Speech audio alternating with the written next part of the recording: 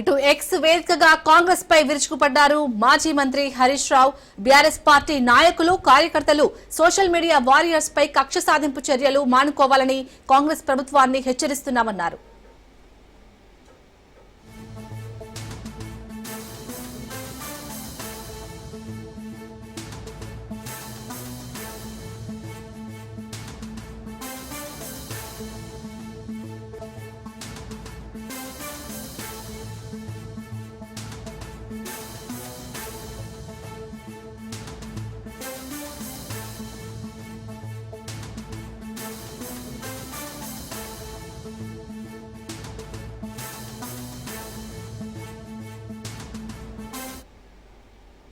HCU విషయంలో ప్రభుత్వాన్ని నిలదీసినందుకు విద్యార్థులు, బీఆర్ఎస్ నాయకులు సోషల్ మీడియా వారియర్స్ పై అక్రమ కేసులు బనాయించారన్నారు. ఇలా ఎంతమందిపై కేసులు పెట్టుకుంటూ వెళ్తారని ప్రశ్నించారు.